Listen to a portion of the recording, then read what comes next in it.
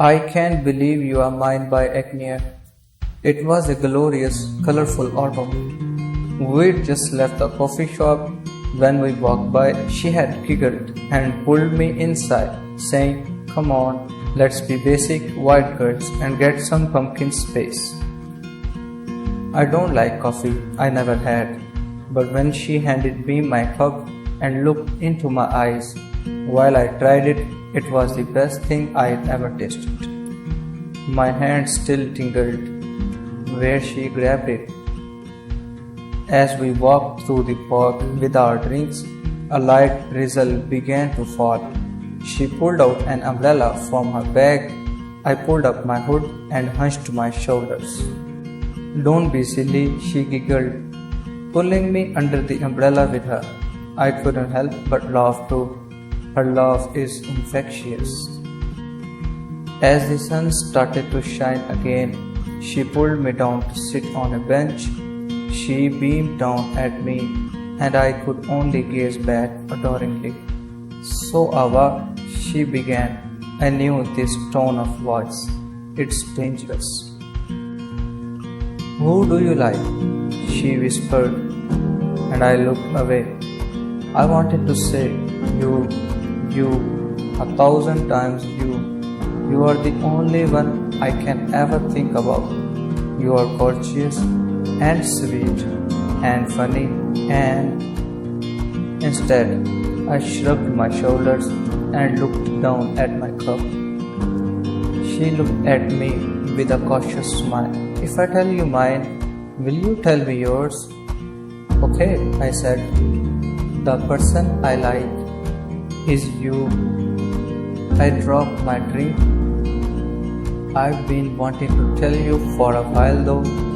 I know you are not interested in me, but I put my hand over her mouth. She looks at me in surprise. I take a deep breath. "Nancy, my voice catches in my throat. She removes my hand from her mouth, leans in a tiny bit closer. "What is it?" she asks, looking concerned. Because I can't seem to form the words, I tell her how I feel the only way I can. Before I can lose my courage, I lean forward, pressing my lips to hers. After her momentary shock fades, she kisses me back.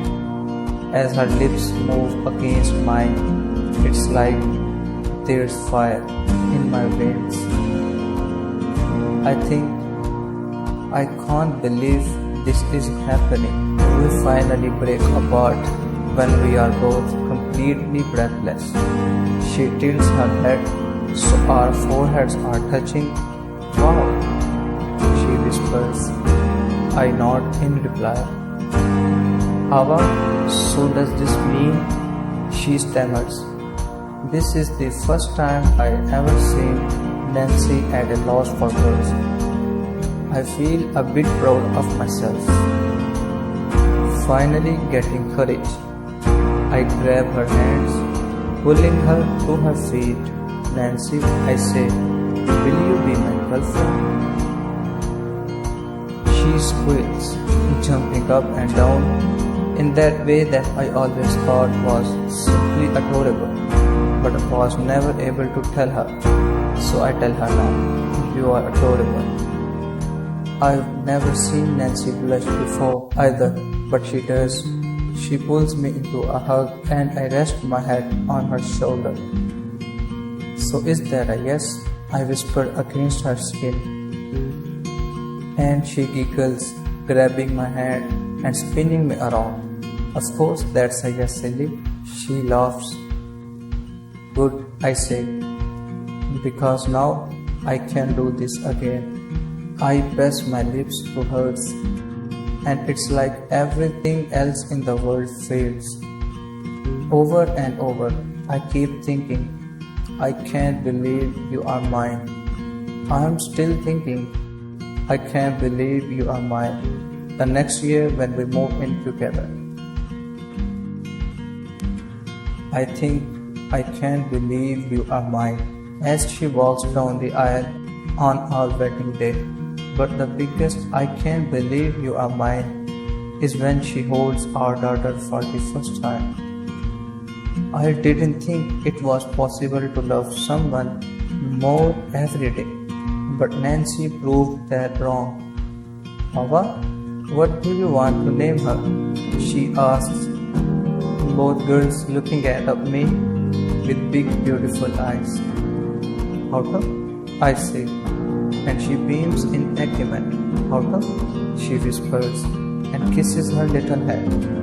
And that's not the first nor the last of many, many "I can't believe you are mine."